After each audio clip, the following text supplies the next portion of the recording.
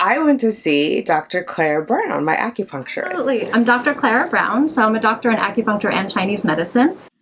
What's up, fertility fam?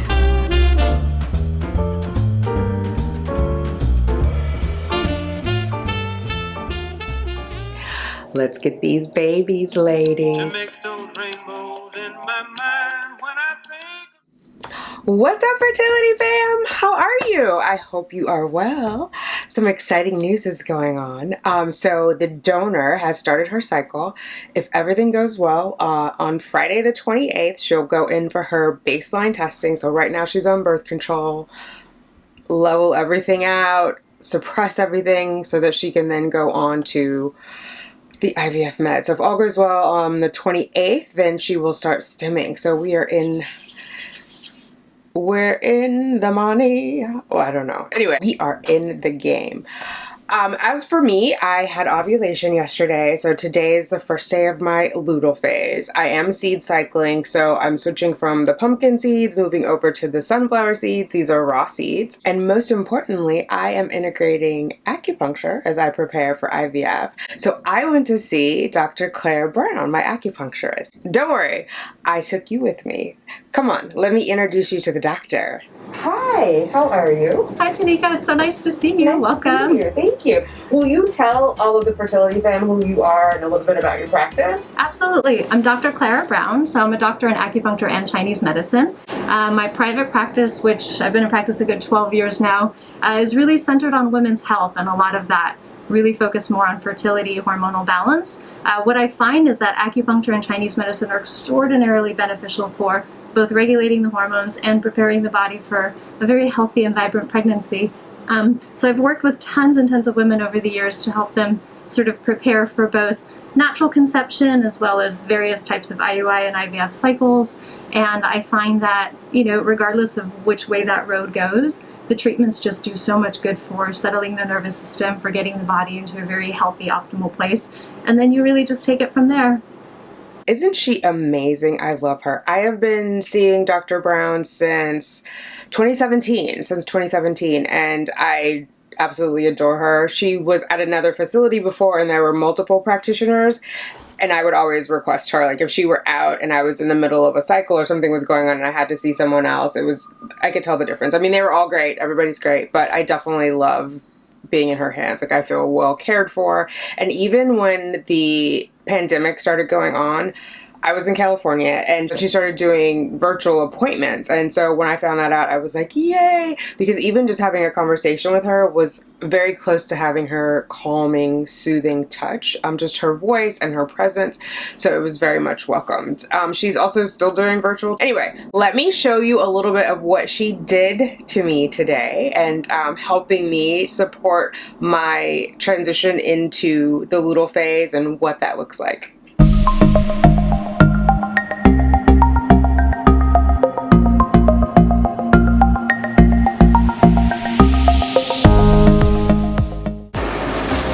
Have your cycles been pretty regular?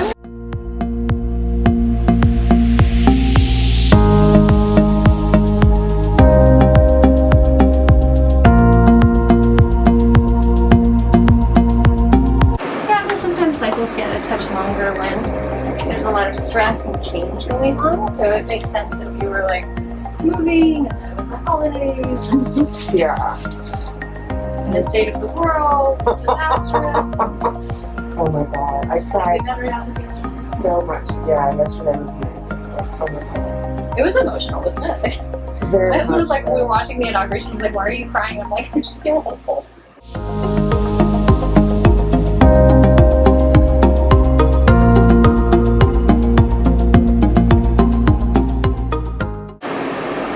what are you doing supplement-wise right now?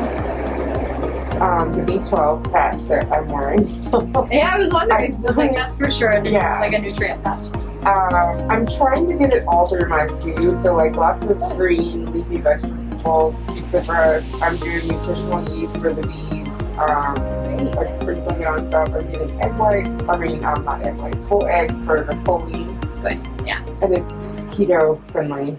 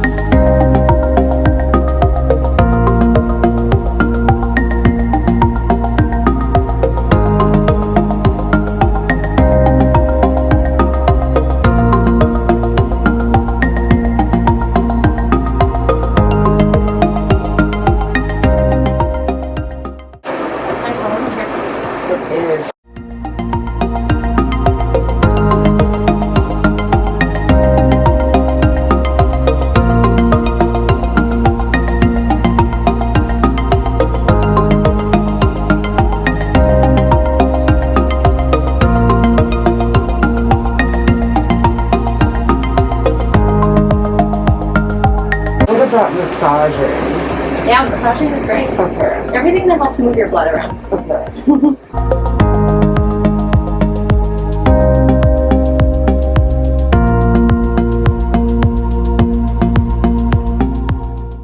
Hi there. All right, I don't know how much you could hear because we're masked and the air purifier is on, but basically the heat that was over me, it was to help warm up the uterus, and she was telling me, particularly in this cycle that I'm having the transfer, to do hot water bottle, maybe 20 minutes a day if I have time, and massage to really work on the circulation.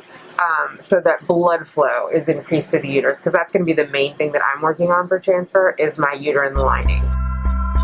Can you tell me a little bit about what needling you did on me today and what you would like to see me doing preparing for the IVF transfer? Absolutely. So when we're looking at preparing the body for embryo transfer, a lot of the focus is really optimizing the body's circulation. So think of it as that the environment that we're trying to get as ready and inviting as possible is the uterine environment. And so we're helping redirect circulation in the body to the pelvic region. And so we're taking all of those good nutrients that you're taking by eating really healthy foods and supplements that you might be taking and just helping your body distribute it to the place that we really want it to go.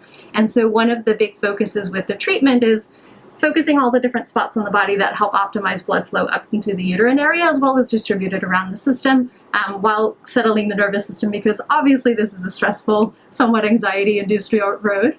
And then for you, Tanika, the big thing for you to focus on with what you can do in terms of self-care is think about all of the factors that impact your circulation, right? So that means what kind of movement or exercise are you doing? Make sure you're doing enough of it, but not too much that you're also burning away a lot of your body's energy. You want to just think about healthy, good blood flow, but not over sweating or overdoing it where you're just taxing your system and depleting it on the other side. The other big thing to think about in terms of the type of food that you're eating is make sure that you're eating just nice, warm, cooked foods. This is not a good time to be focusing on raw salads and sushi and just all of the very cold things, because again, think about that it comes back to circulation. So you want to improve good blood flow by inviting warmth and dissuading all of the cold that can come in, including icy beverages and ice creams and things like that. So be careful with those. Stick to room temperature fluids. Ideally, warm fluids like teas are really great. And then the other really lovely one is just doing a heating pad a couple of times a week on your abdomen for a good 15 to 30 minutes. It's a nice way to just take a little downtime. You can do a nice guided meditation during if you feel like, or if it feels just better to watch a TV show that you love, that's fine too. Just sit and really relax with it and do some deep breathing, and it'll really help just plump up the uterine lining by bringing in all of this good, fresh, oxygenated blood. I think all of the Fertility fam will love you as much as I do. And those of us who are in New York or in Connecticut, how can we find you? Easy, just go to my website. It's klarabrown.com, and remember it's Klara with a K. On there you'll find my schedule. It's very easy to book through there. I have lots more information if there's things that you want to read, and also my email and my phone number on there. I'm very reachable, so never hesitate to text me with a question or just email or call if you have something you want to chat about before sort of committing to a consult or a session. I'm always happy to talk it out. Wasn't that cool? So I asked her to tell you guys like what she was doing and what we're working on as far as like where I am in this cycle. I'm preparing for my next cycle. So the next cycle will be my transfer cycle. So I'll be fully medicated. I won't have an ovulation. The doctor has decided not to put me on birth control, but she will totally take over my cycle at the beginning. Once I go in for monitoring, I will start on the estradiol, and then I will go on progesterone and oil whenever she tells me to. So it's exciting. It's going to be interesting because the timing will kind of like, as the donor is cycling down, then I'll be cycling up. So it should time out like just right. So prayers up that everything times out well.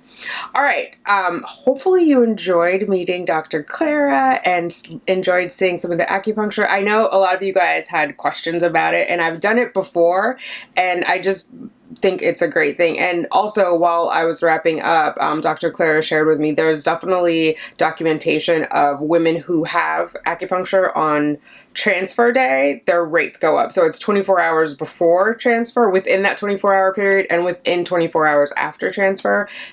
I want to say, I can't remember the percentage, but she said there's definitely a percentage, an increased percentage of positive tests, so I'm here for it. And it also helps me relax. I'll definitely be seeing her before and after transfer. However, I'm going to continue seeing her as we lead up to transfer, so I will see her every other week. And she's also doing virtual fertility visit, so I think I might sign up for that. We'll see how it goes. She did ask me about my supplements. I told her what I was taking. She asked me because I was wearing my vitamin B12 patch, and so she was like, what supplements are you doing? So I'm taking B12.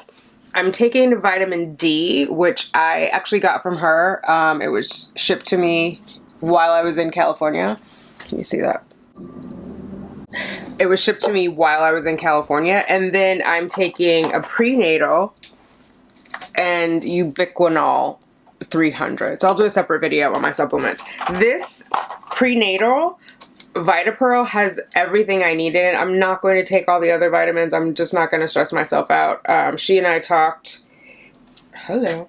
And the food that I'm eating is enough, which is the plan. So like I'm getting my folate from leafy green and cruciferous vegetables. I always struggle with that word. So spinach, the collard greens that I made, broccoli, Brussels sprouts, all of that I'm getting folate in those. And then she also recommended having beets and sweet potatoes because they're root vegetables. So that helps with the hormonal balance, and it also helps with blood flow.